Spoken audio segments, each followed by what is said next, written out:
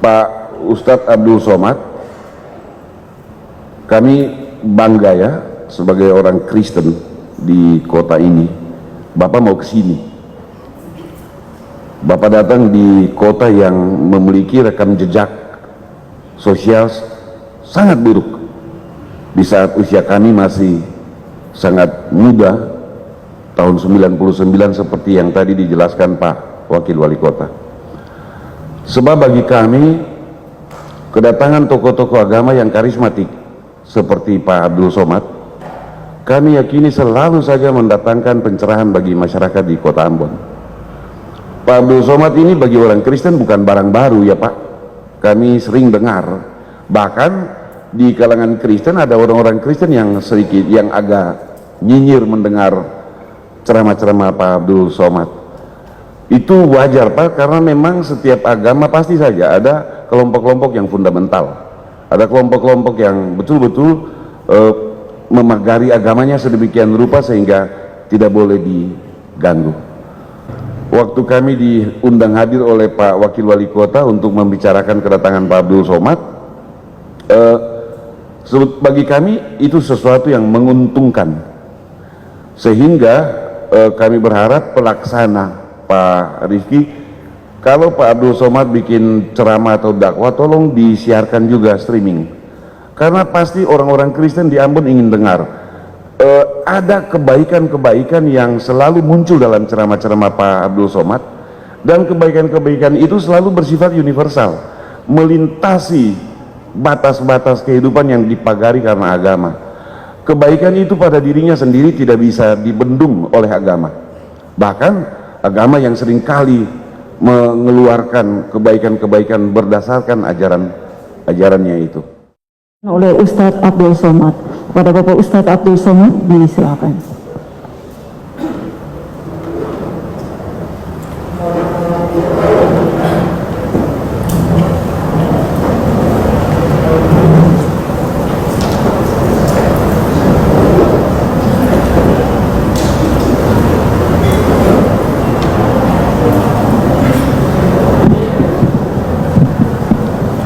Bismillahirrahmanirrahim. Assalamualaikum warahmatullahi wabarakatuh. Assalam bahasa Arabnya keselamatan, alaikum untuk kamu, wa dan rahmatullah rahmat Tuhan, rahmat Allah, wa dan barakatuh berkah-berkah dari Tuhan. Berkah artinya lebih dari yang semestinya. Semestinya bangunan itu tahannya menurut arsitek 100 tahun, tapi karena dijaga, dipelihara, direhab lebih dari semestinya, maka disebut dengan berkah. Kita selalu gaji, umur, ilmu, hidup ingin berkah, makanya selalu orang mengatakan hidup ini yang kita cari berkahnya. Bahasa Arabnya salam. Orang Ibrani yang masih satu akar kata dengan bangsa Semit, Nabi Nuh punya anak 3 orang, satu namanya Sam, satu namanya Ham, satu namanya Yafes. Sam itu pecahannya adalah Arab dan Ibrani. Orang Arab menyebut salam, assalamualaikum, orang Ibrani menyebut shalom. Lalu kemudian ketika sampai ke tempat kita menjadi selamat, makanya disebut selamat siang, karena kebetulan acaranya dibuat siang. Salam sejahtera, tambahan, kombinasi, modifikasi dari bahasa Arab dan bahasa Indonesia. Ada salamnya, ada sejahtera. Istilah-istilah yang lain tidak saya sebutkan karena takut silap dan salah, karena acara ini direkam, di-streamingkan, takutnya kerukunannya tidak tercapai, malah silapnya yang viral. 3 jam perjalanan. Tadi malam kami bertolak jam 2 dari Jakarta, kemudian saya lihat matahari sudah mulai terbit, kami pun sampai ke Patimura Airport. Selama ini pahlawan nasional itu hanya kami lihat di uang 1.000 saja, tapi hari ini sudah sampai. Sebagai bukti kami ambillah foto berlatar belakang background Pattimura Airport, lalu kemudian disambut oleh Habib. Habib diambil dari kata hub. Hub artinya cinta. Habib orang yang kami cinta, karena kakeknya Muhammad SAW kami sangat cinta, maka cucu-cucunya yang mengalir darah itu pada mereka, kami juga cinta kepada mereka. Kami sebut mereka dengan Habib. Kalau perempuan Habibah, tapi jarang itu kami panggil karena nanti banyak orang yang marah, terutama suaminya. Lalu kemudian saya pun melihat di perjalanan ada tulisan besar sekali, "Welcome to the city of music." Barulah saya paham kenapa orang-orang Ambon ini banyak jadi penyanyi di Jakarta, karena mereka berasal dari kota musik. Bahkan tadi begitu sampai ke atas ini pun kami disambut dengan musik. Lalu ada tulisan besar juga saya baca, Ambon Manise. Alhamdulillah makanannya sudah saya cicipi, manis. Wajah orangnya agak terhalang karena masker ini, tapi insya Allah dari wajah beberapa tokoh kita menilai ada keramahan, ada kesenangan untuk menyambut tamu sebagaimana yang disampaikan oleh Pak Pendeta Ricardo, kemudian Bapak Pastor mewakili uskup, lalu kemudian tokoh-tokoh lintas agama. Sampai akhirnya saya pun sampai ke majelis ini bertemu dengan Bapak Wakil Wali Kota yang kabarnya sudah mendapat beberapa telepon, ada kemarahan kenapa Ustadz Abdul Somad tidak dibuat ceramah tablik akbar di Tanah Lapang. Saya melalui forum mimbar ini menyampaikan, dimanapun saya tausiah hari ini tidak bisa dibuat di Tanah Lapang karena memang suasana kita sedang COVID, tidak bisa kita mengumpulkan orang ramai. Di hotel pun paling banyak hanya 150 sampai 300 orang. Kalaulah tadi direkam itu kamera dari awal sampai akhir, bagaimana panitia ini betul-betul menjaga prokes kita. Saya di beberapa banyak tempat selama setahun, dari Maret 2020 sampai 2021 ini, rasanya yang paling tertib melaksanakan prokes ini di Ambon inilah. Itu Ustadz ngomong begitu karena di Ambon atau bagaimana? Memang saya bisa tanya kepada tim, karena di Ambon inilah sampai yang mikrofonnya pun ganti masker udah berapa kali. Saya yakin itu virus COVID tidak sampai ke atas ini. Mereka di bawah melihat, tak usahlah kita naik, cepat kita mati katanya. Alhamdulillah bertemu dengan Pak Wakil Wali Kota. Bapak Wali Kota tidak bisa hadir karena sedang ada kegiatan di Jakarta. Ini perlu saya sampaikan supaya jangan ada fitnah di antara kita. Lalu kemudian bertemu pula dengan Bapak Kapolresta Ambon. Saya pikir sudah 3 jam perjalanan naik pesawat itu akan bertemu orang jauh. Ternyata orang sekampung juga dari Sumatera Utara. Lalu kemudian sangat membahagiakan berjumpa dengan para alim ulama, Ketua Majelis Ulama Indonesia, Ketua Majelis Ulama Indonesia Provinsi Maluku dan Kota Ambon. Tokoh-tokoh, orang-orang tua yang tak dapat saya sebutkan satu persatu, insya Allah semuanya selalu mendapat keberkahan hidup.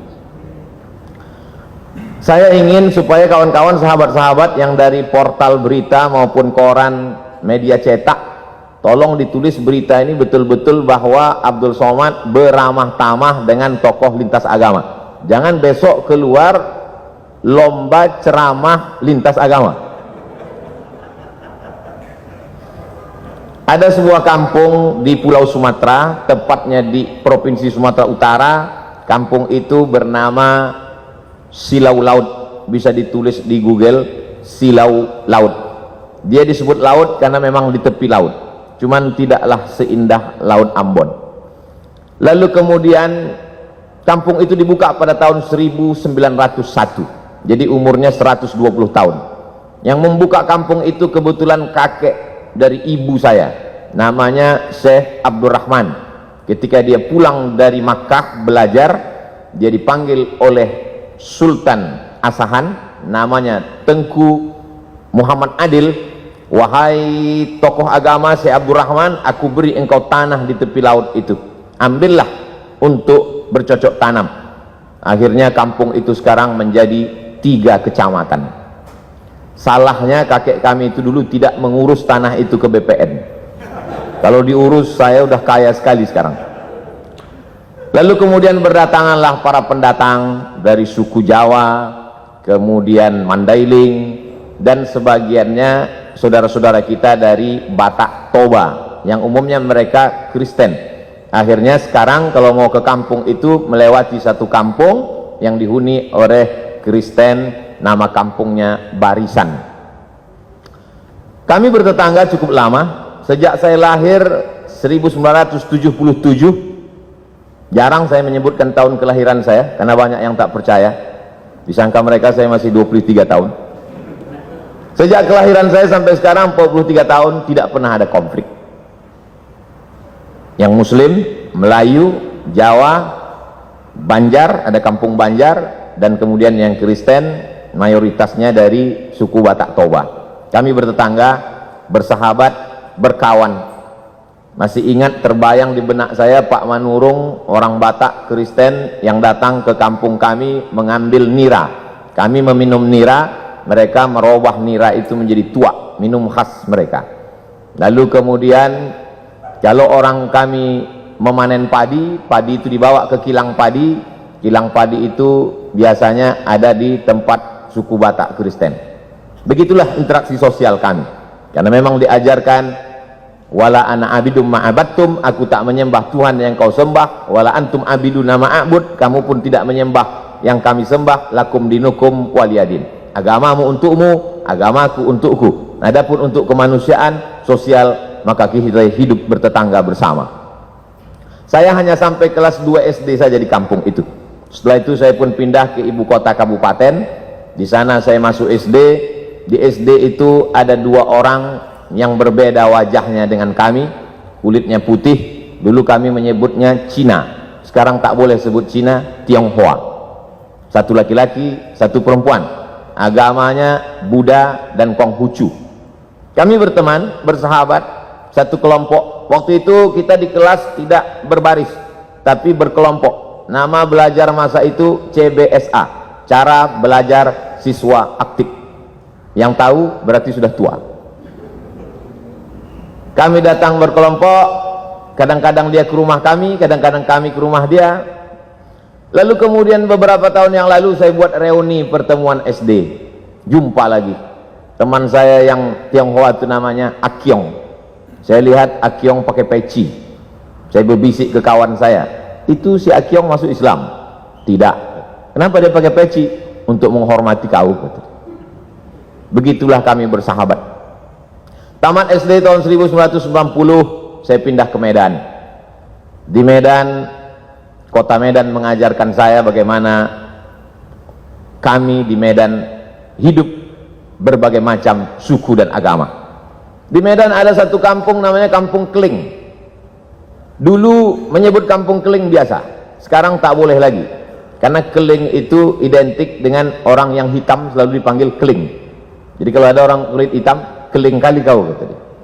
Maka dirubahlah kampung itu sekarang namanya Kampung Madras, untuk mengambil nama salah satu kota di India. Kita tahu orang-orang saudara kita dari India datang ke Sumatera ketika masa penjajahan Belanda. Ada yang mengambil upah, mengambil karet, lalu kemudian memetik tembakau Delhi, tanah Delhi yang sangat subur. Ada yang Muslim. Masjid salah satu tertua di kota Medan adalah Masjid India, dibangun ketika Krakatau meletus, dan saya diizinkan untuk menyampaikan ceramah di sana. Lalu kemudian saudara-saudara kita yang datang dari Hindu, maka mereka membuat sebuah komunitas. Kuil terbesar di Pulau Sumatera, kuil Hindu ada di kota Medan. Kuil itu bernama Kuil Sri Mariaman. Saya pernah datang ke sana, masuk ke dalam, saya lihat ternyata di depannya ada bak.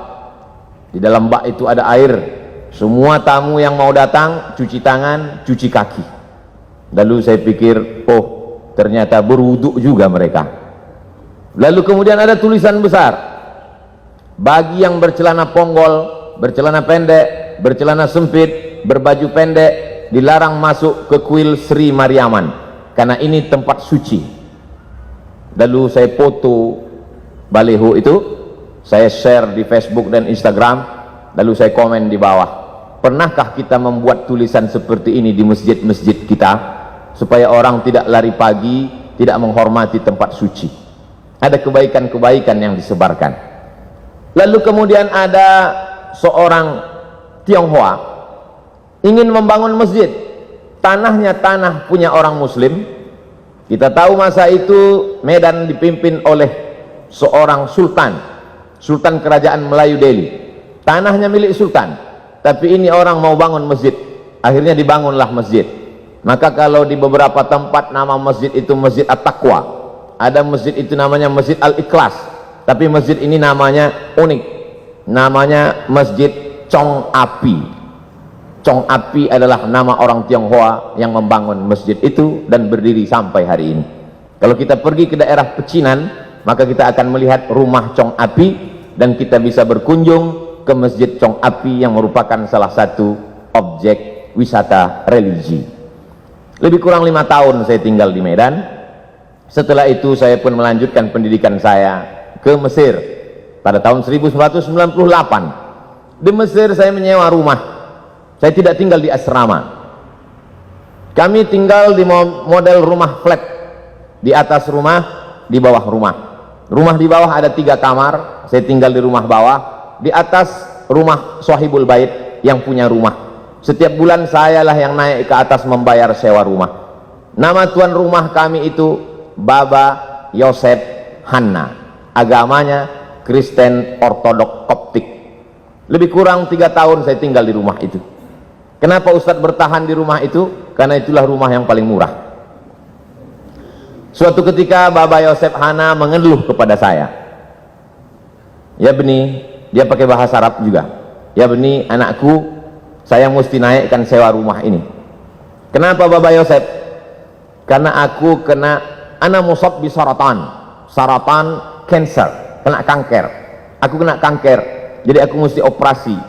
Salah satu income pemasukanku sewa rumah, jadi sewa rumah ini mesti kunaikkan. Lalu saya menjawab ke Baba Yosef, kalau Baba Yosef kena kanker, kami lebih parah lagi dari kanker, kami kena krisis moneter, kanker juga, kantung kering. Jadi kalau Baba mau naikkan sewa rumah ini, kami akan pindah dari rumah ini. Saya lihat dia lama termenung, dia terdiam. Setelah itu dia mengatakan, tak jadi ku naikkan sewa rumah ini, tetaplah bertahan kalian di sini. Sampai akhirnya saya pulang tahun 2002 bulan November, adik-adik kelas saya tetap melanjutkan rumah itu sampai saya datang 2017. Rumah itu masih tetap ada tegak berdiri, tapi adik-adik kelas saya sudah pindah semuanya karena memang lokasi itu sudah direnovasi, sudah tidak layak lagi. Rumah itu sudah menjadi rumah tua, tapi kenangan itu tetaplah menjadi kenangan abadi dalam hati dan pikiran saya. Lalu kemudian pada tahun 2008 setelah belajar di Maroko, saya pun pulang. Saya menjadi ustadz, saya menjadi tokoh agama Islam. Tetangga-tetangga, sahabat-sahabat SD saya tetap menganggap saya sebagai Abdul Somad yang dulu. Sampai akhirnya datang suatu undangan ceramah, saya simpan dalam screenshot, sampai hari ini saya simpan. WA dari Pak Dedi di lapangan Kostrad, dia tentara di Jakarta. Ustadz Abdul Somad, saya mau mengundang Anda ceramah di lapangan Kostrad. Waktu itu belum COVID lagi. Saya tanya, Pak Dedi dapat nomor saya dari mana? Dapat dari tetanggamu yang Kristen Protestan. Dia termasuk jemaat HKBP, Huria Kristen Batak Protestan, marganya Panjaitan. Masih kenal? Oh kenal, dia tetangga dekat rumah saya dulu waktu sekolah. Dari nomor dialah aku dapat jadwal ceramah ini.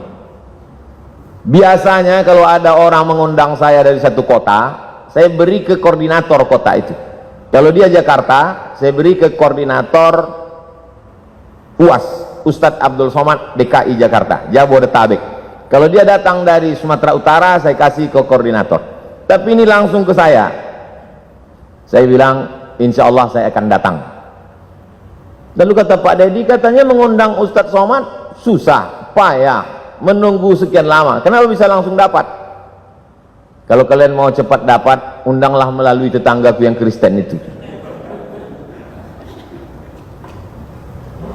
Sebulan yang lalu, tetangga saya, lain orang, dia kirim foto rumah mengaji, dindingnya belum disemen, atapnya tidak pakai dek, anak-anak belajar Quran di lantai.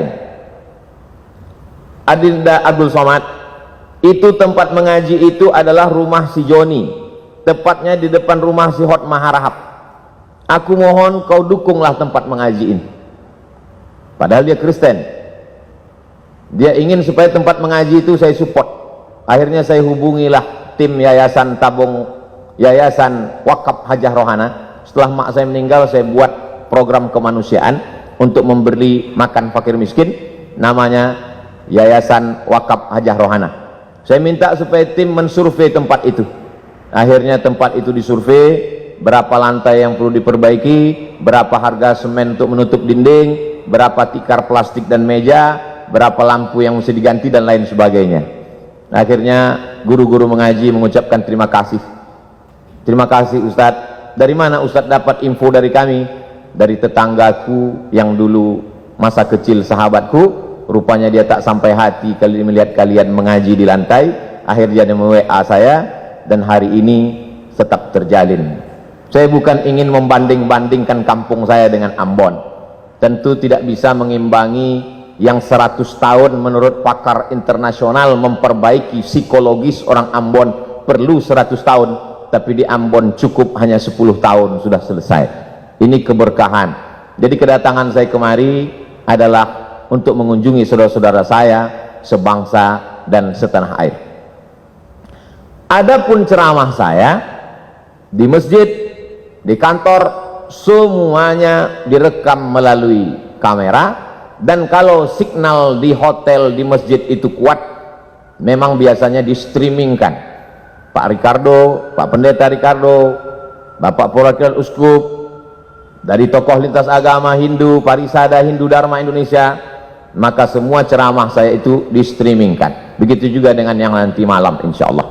Sampaikan kepada jemaat, sampaikan kepada umat bahwa ceramah Abdul Somad streaming bisa ditonton melalui channel Ustadz Abdul Somad Official.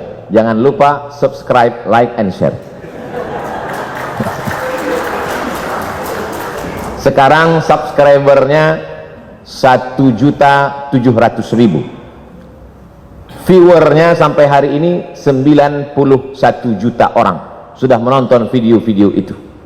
Dan dari 91 juta itu saya yakin dan percaya ada jemaat Pak Pendeta, ada jemaat Uskup, ada jemaat Hindu Dharma, Parisada Hindu Dharma, ada jemaat saudara-saudara saya dari kalangan Buddha. Dari mana Ustadz tahu? Saya tahu itu karena setiap kali saya pergi ke mall, saya pergi ke rumah makan, dan ketika makan masker saya buka, mereka tahu itu saya, maka makan saya terganggu karena mereka minta foto. Lalu kemudian uang hasil dari penonton 91 juta itu, hasilnya ditransfer ke nomor admin, dibelikan ke beras untuk program kemanusiaan. Setiap bulan kami membagi beras untuk saudara-saudara kita yang kurang beruntung dalam hal rezeki, tapi mungkin mereka beruntung dalam kebahagiaan hati. Kita ingin berbagi sesuatu supaya mereka juga berbagi doa kepada kita. Saya kira itu saja yang dapat saya sampaikan. Saya tidak ceramah, saya tidak tausiah, saya hanya ingin berbagi cerita tentang Abdul Somad yang ada di medsos dengan Abdul Somad yang asli dan nyata. Karena medsos ini rakyatnya tidak jelas, netizen. Kata orang, sekejam-kejamnya Ibu Tiri, lebih kejam lagi netizen. Banyak ketika kita bertemu dengan orang di medsos berbeda dengan ketika ketemu dalam kenyataan. Dan itu fakta. Ketika jamaah bertanya, bercerita ke saya sudah lama melihat Ustadz di YouTube, di televisi, baru ini berjumpa, ternyata lebih muda dari aslinya. Bertemu itu penting. Pernah kamu kenal si Anu? Pernah. Pernah berjumpa dengan dia? Belum. Berarti kamu belum kenal. Pernah kamu kenal dengan si Anu? Pernah. Pernah kamu duduk makan bersama dengan dia? Belum. Berarti kamu belum kenal. Hari ini kita bertemu, hari ini kita bersama, tinggal lagi makan. Ini semakin lama kata sambutan ini, maka semakin banyak dosa saya karena menahan nafsu makan. Saya ucapkan banyak terima kasih. Banyak kata-kata tidak berkenan di hati, menyinggung perasaan. Saya Abdul Somad, warga negara Indonesia, sama-sama manusia, sama-sama mencintai NKRI. Mohon maaf atas segala kesilapan. Terima kasih atas segala perhatian. Wassalamualaikum warahmatullahi wabarakatuh.